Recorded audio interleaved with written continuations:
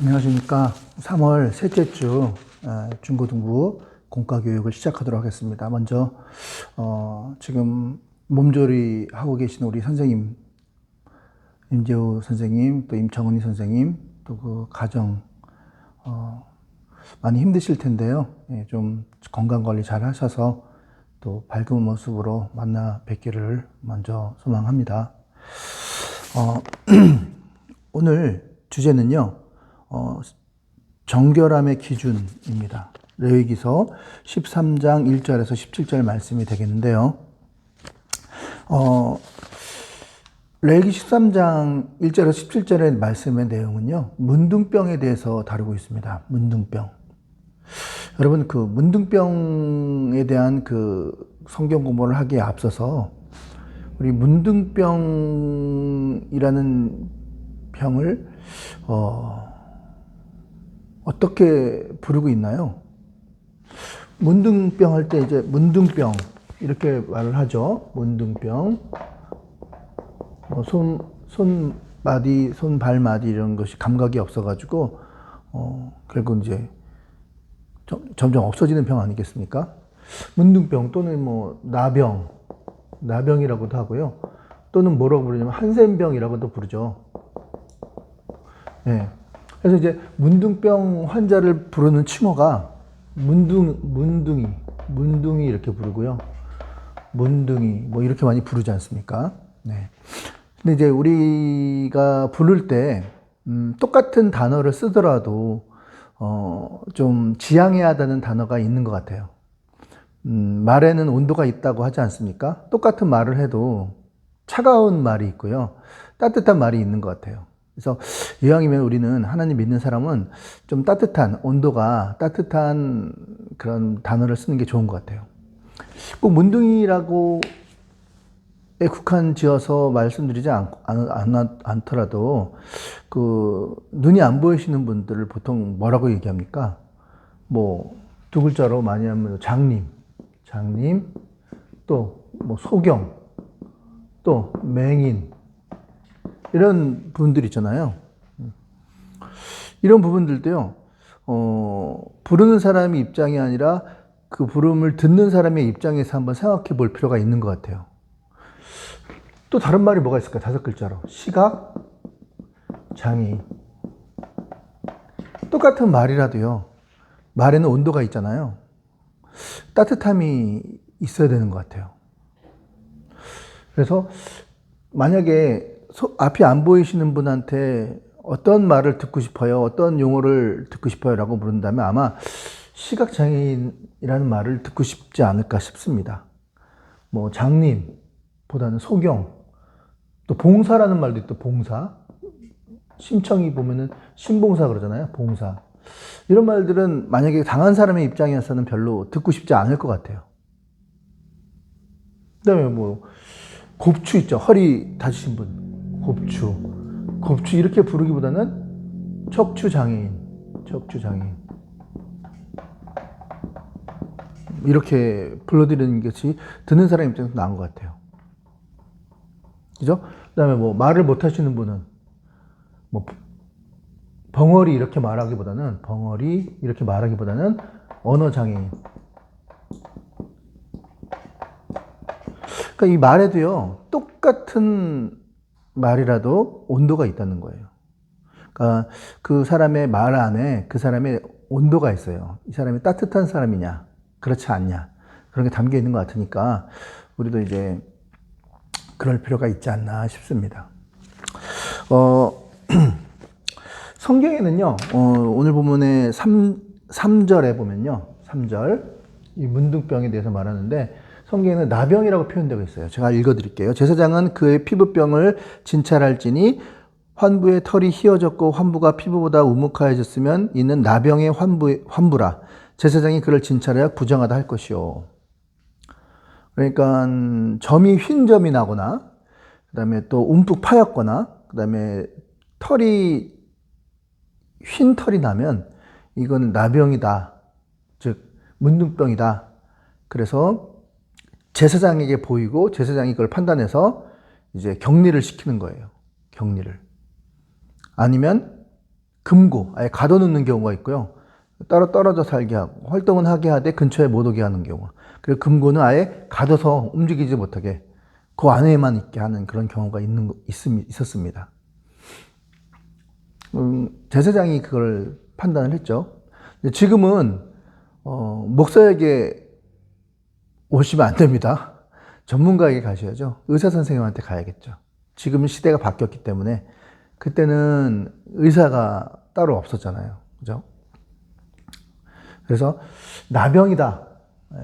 그 3절에는 나병이다 성경은 표현하고 있어요. 개역개정에는. 근데 만약에 이제 이런 문둥병에 걸리신 분들한테 물어보면 아마 어떤 이름으로 제일 불리고 싶어요? 그러면 한센병 이렇게 불리고 싶은 분들이 많다고 합니다.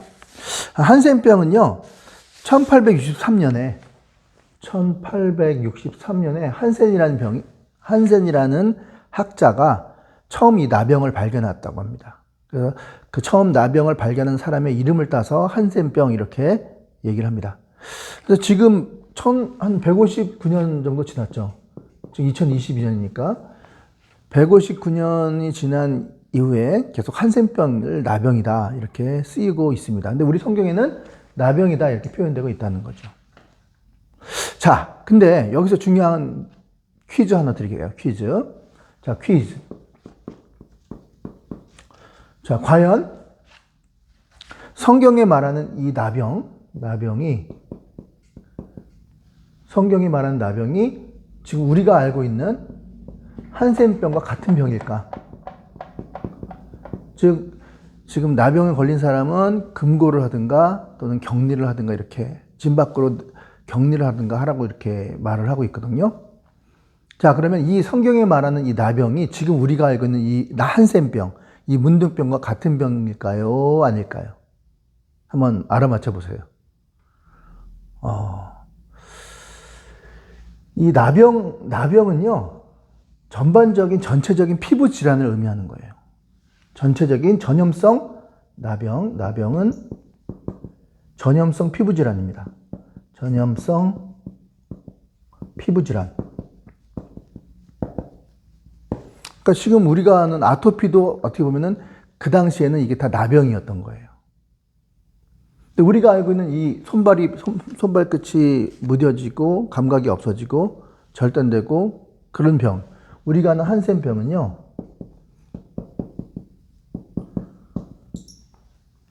이 나병 안에 포함되어 있는 거예요. 그러니까 우리가 아는 한센병 말고도 여러 가지 전염성 피부 질환을 성경에는 다 나병이다 이렇게 표현을 했다는 거예요. 그러니까 한센병은 나병에 포함되는 부분 집합이다 이렇게 말씀을 드릴 수가 있습니다. 그러니까 우리가 아는 한센병과 그 다음에 성경이 말하는 이 나병은 성경이 말하는 나병이 훨씬 더 범위가 크다. 이렇게 기억하시면 된다 이렇게 말씀하고 있다는 거죠. 자, 어쨌든 간에 이런 우리가 언어, 오히려 그 사람의 병이 그 사람을 죽이는 것보다는 그 사람이 말이 그 사람을 죽인다고 하잖아요. 말을 통해서 언어 폭력이라는 것도 있잖아요. 언어 폭력까지는 아니더라도 그 말이 차가운 말, 따뜻하지 않은 말 때문에 많이 힘들어하고 괴로워하는 사람도 많이 있다라는 거죠. 그러니까 우리가 참 그런 건 조심해야 될 것 같습니다. 우리 문둥이라는 말은요, 사실은 우리나라의 어떤 특정 지방에서 유래된 말이기도 합니다. 원래 문둥아예요. 문동아예요.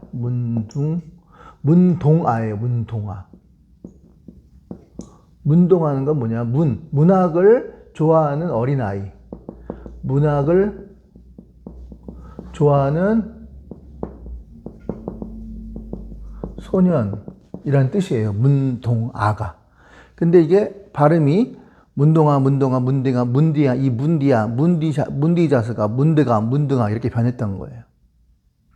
그러니까 원래는 그런 의미가 아닌데 안 좋은 의미로 바뀐 거죠. 문둥이로. 자, 우리가 아는 몸이 아픈 사람을 우리는 한자로 병신이라고 합니다. 병신.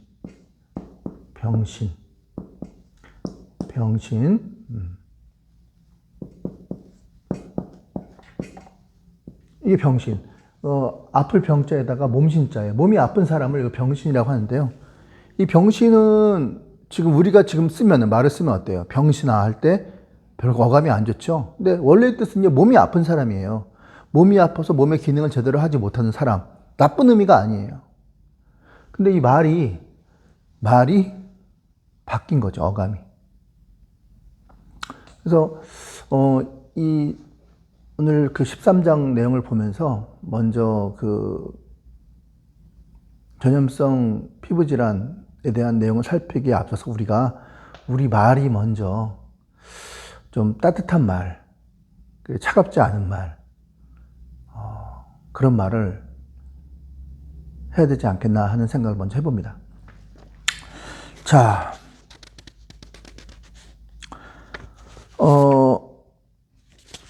조금 더 나가 보겠습니다. 여기서 조금 더 나가 봐서.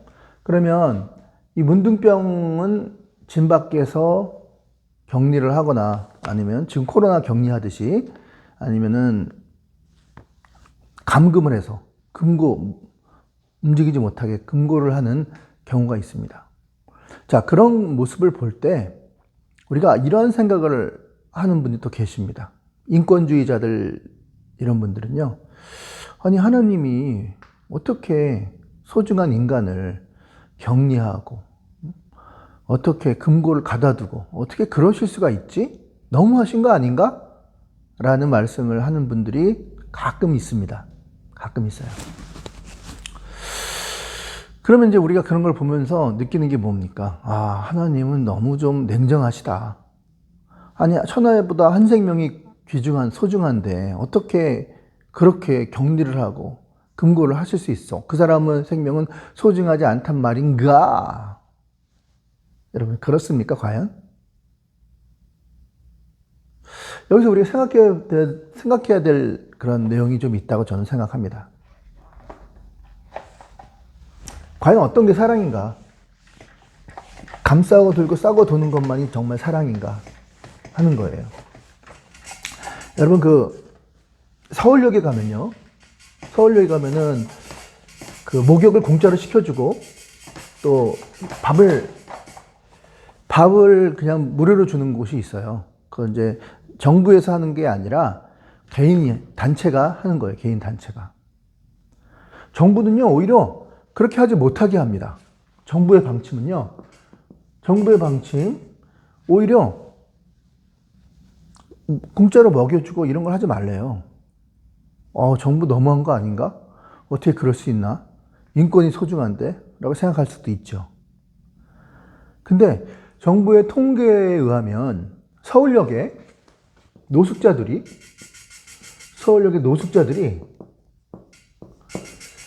아무데나 이제 자리를 깔고 그냥 누워서 잔다 이거예요.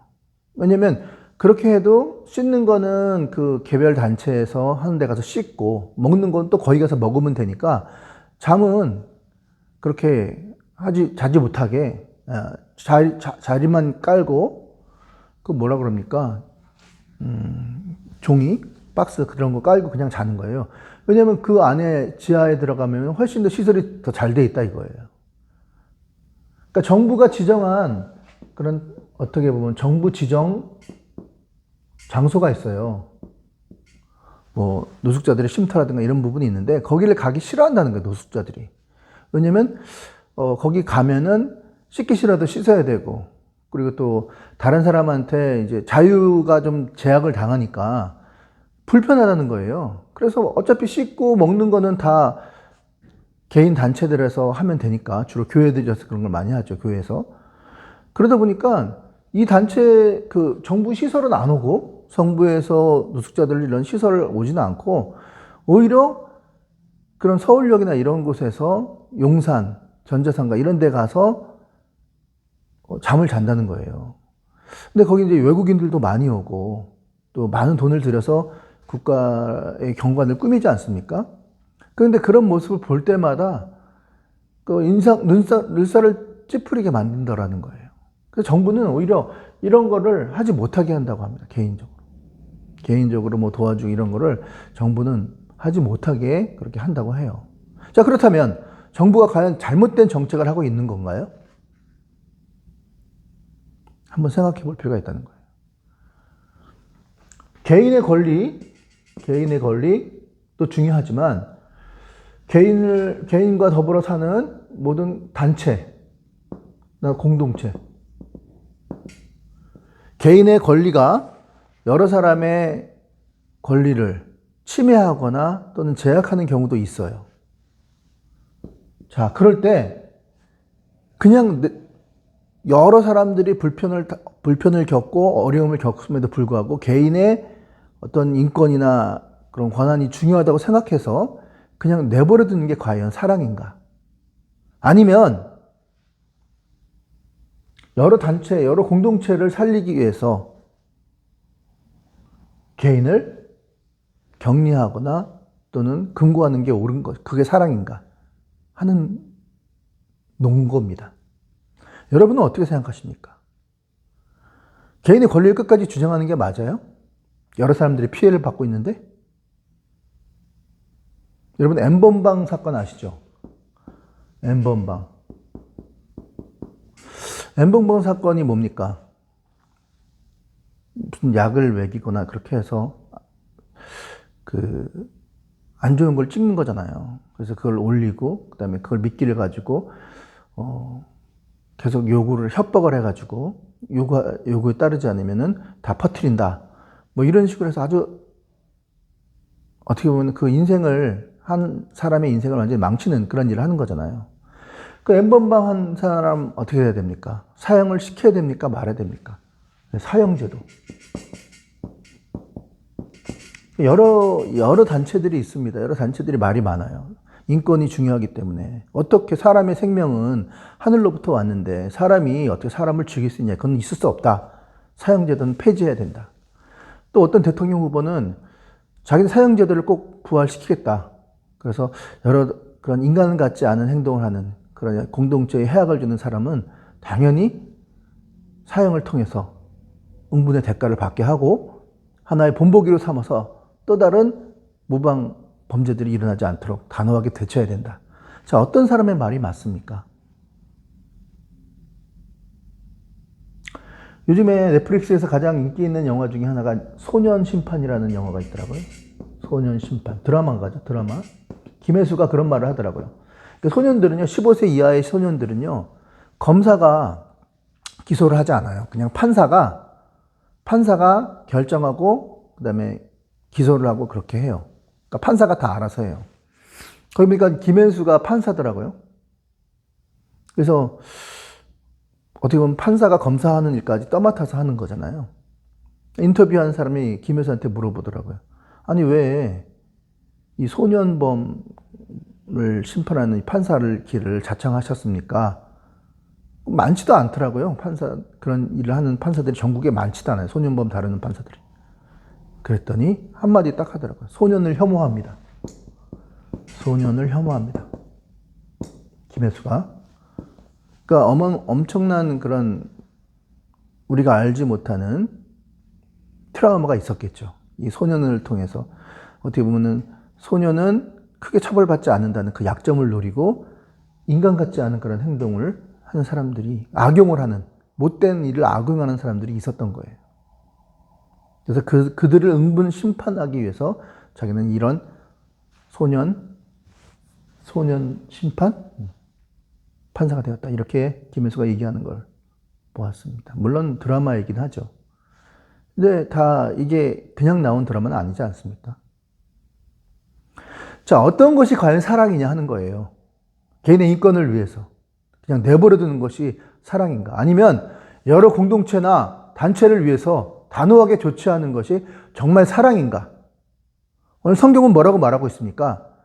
여러 공동체나 단체를 위해서 해악을 주는 사람이라 한다면 단호하게 대처하는 것이 옳다. 이것이 깊은 사랑이다. 이렇게 성경은 표현하고 있습니다. 자, 좀 개념을 좀 확정해 보겠습니다. 이건 제 실제적인 경험이에요. 아까 이 문둥병이 뭐라 그랬습니까? 피부성, 전염성 피부 질환을 문둥병이라고 그랬죠? 전염성. 자, 전염되는 거. 자, 피부병만 전염됩니까? 아까도 제가 언어에 대해서, 언어의 온도에 대해서 서두에 말씀을 드렸는데요. 이 언어도 엄청나게 파급 효과가 있어요. 제 실제 고백입니다. 제가 교사 활동을 할 때였어요. 근데 이제 어떤 전도사님께서 제가 중고등부 교사를 하고 전도사님 계셨고요. 근데 제가 좀 시간이 많아서 그랬겠죠. 전도사님이 하라는 일이나 시키는 일을 잘 했어요. 하라는 대로 잘 하니까 이제 저를 되게 좋게 보셨던 것 같아요. 그래서 저만 보면은 1시간에서 뭐 30분, 짧게는 30분, 길게는 1시간, 1시간 반을 계속 얘기를 하시는데 주로 어떤 얘기를 하냐면은 목사님 흉을 보는 거예요.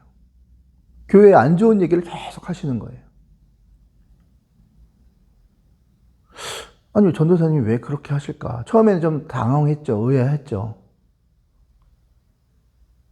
그리고, 나만 똑바로 주관을 갖고 있으면 내가 흔들리지 않으면 뭐 난 상관없어. 아무리 전도사님이 목사님 흉을 보고 교회의 흉을 본다고 해도 나는 뭐 상관없어. 내가 똑바른 주관을 가지면 되니까. 이렇게 생각을 했었어요. 근데 3개월이 지나니까 3개월이 지나니까 저의 모습은 어땠냐면 똑같이 목사님을 욕하고 있고 똑같이 교회를 욕하고 있고 그 전도사님과 똑같은 그런 생각을 갖고 있더라는 거예요. 전염된 거죠. 그 다음에 제가 그 전도사님과 교제를 끊었습니다. 중고등부 교사를 하지 않고 이제 그 전도사님과도 이제 교제를 끊었습니다. 그리고 나서 이제 그 전도사님도 갑자기 제가 그러니까 좀 이상하게 생각했을 거예요. 아마 제 생각에는 눈치를 챘던 것 같아요. 이제 더 이상 그런 얘기를 하지 않으시더라고요. 전염돼요, 전염. 원망과 불평. 이것도 전염되는 거예요. 안 좋은 거죠. 성경에는 특별히 그 이단이죠, 이단. 이단이라는 게 뭡니까? 다를 이자에다가 끝단자예요.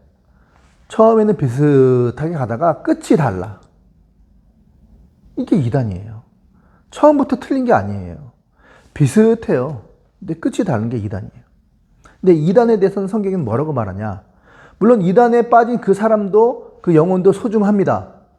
그래서 한 번 권면하고 이단에서 나오십시오. 2번 권면하라고 말하고 있어요. 근데 3번째 또 듣지 않으면 그 다음에는 손을 털고 발에 먼지를 털어. 다시는 상종하지 말래요. 단호하죠. 아니 어떻게 사랑의 하나님이 이단의 영혼도 그 사람도 한 영혼도 귀한데 어떻게 그러실 수 있어요? 그러실 수 있어요. 그러실 수 있어요. 레위기서 10장에 보면요. 나답과 아비아가 다른 불을 들여서 결국은 죽습니다.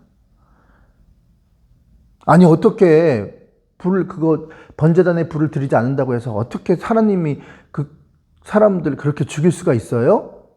있습니다. 여기서 번제단의 불은 예수님의 피, 예수님의 십자가의 피를 상징하는 거예요. 예수님과 상관없는 그런 모든 것들, 예배나 기도나 찬송이나 말씀 전하는 사람들, 화 있을진저입니다. 화 있을진저. 하나님의 교회를 비방하고 원망하고 하나님의 종을 원망하고 비방하는 사람, 화 있을진저. 옳지 않다는 거예요. 그거를 받아들이면 나도 전염되고 오염되는 거예요. 공동체가 퍼지는 거예요. 그러면 공동체가 아파요. 끙끙 앓아요. 전염병이 걸려서. 말씀을 들어도 그 말씀을 제대로 듣겠습니까? 그러지 않아요. 하나님 그것을 아셨다는 거예요. 단호하게 대처하라. 다른 공동체를 살리기 위함입니다. 여호와께서 명하신 대로, 하나님께서 하라고 명하신 대로 하는 것이 그것이 답입니다. 내 생각과 같지 않다고 해서 하나님 어떻게 이러실 수가 있어요? 옳지 않습니다. 오늘 이 13장의 주제, 하나님의 사랑을 좀 더 넓게 보는 은혜가 있기를 바랍니다. 지금 당장은 나한테 기분이 안 좋고 감정이 상하고 마음이 상하고 어떻게 이럴 수가 있지라고 생각할 수가 있어요. 그런데 지나놓고 보세요. 그게 사랑이에요. 하나님의 뜻이 그 안에 포함되어 있었다는 거예요. 넓게 보시라는 거예요. 좁게 보지 말고 넓게 보는 은혜가 있길 바랍니다.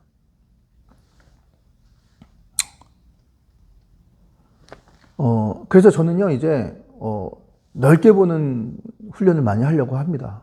지금까지도 그렇게 해왔어요. 신문 같은 경우도 오른쪽과 왼쪽을 다 봐요. 요즘 신문을 잘 안 보니까 유튜브를 보거든요. 뉴스를 보더라도 JTBC하고 채널 A를 다 봐요. 똑같이 봐요. 왜냐면 한쪽의 뉴스, 한쪽의 방면만 보면은 치우칠 수 있으니까. 우리가 생각하는 어떻게 그럴 수가 있지? 뭔가 그럴 수밖에 없는 이유가 있을 수도 있는 거예요. 넓게 보는 게 우리에게는 필요하다는 겁니다. 치우치지 말고 넓은 관점으로 또 지나놓고 보면 내가 생각이 너무 곡해하고 있었구나라는 생각을 하게 될 수도 있다는 거죠. 그리고 항상 나도 그럴 수 있다. 왜? 우리가 죄를 짓는 이유는요. 내가 죄인이고 그리고 여러분들이 죄인이고 또 마귀가 있기 때문에 죄를 짓고 그러니까 그 사람의 죄도 그 제사장의 죄도 그 누구의 죄도 그 사람도 죄를 지을 수가 있는 거예요. 그럴 수 없어. 그럴 수 있습니다. 우리는 다 죄인이기 때문에. 그렇다면 나도 그 상황에 가면 그럴 수 있기 때문에 어떻게 됩니까? 그 사람을 용서할 수 없어. 이런 말은 할 수 없는 거예요. 용서할 수 있는 거예요. 왜? 나도 죄를 지을 수가 있기 때문에. 그 사람과 똑같이 할 수 있기 때문에.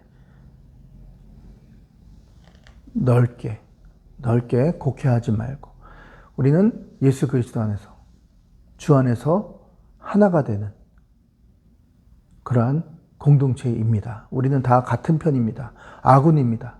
어떤 적군도 없는 것입니다. 내부 총질이란 말이 있습니다. 내부 총질 왜 하나 되지 못합니까? 결국은 내부자가 내부 총질해서 결국은 다 쑥대밭으로 만들어 놓는 거 아닙니까? 그건 아무것도 안 되는 거예요. 하나가 되어서 힘을 모아야 됩니다. 저 여러분들은 예수 안에서 하나가 되어서 힘을 모으고 우리 중고등부 발전을 위해서 최선을 다하는 어떤 것이 정말 하나님이 기뻐하시는 일인가 이걸 먼저 생각하는 저와 여러분 되길 바랍니다. 기도하시겠습니다. 하나님 감사합니다. 레이기 문둥병 사건을 통해서 아버지 하나님, 하나님이 주신 교훈 좁게만 보지 말고 넓게 보는 하나님의 깊은 사랑, 깊이와 넓이를 볼 수 있는 눈이 열리게 하시고 우리가 그러한 하나됨에 동참하는 우리 모두가 되게 하옵소서. 예수님의 이름으로 기도드립니다. 아멘. 수고하셨습니다.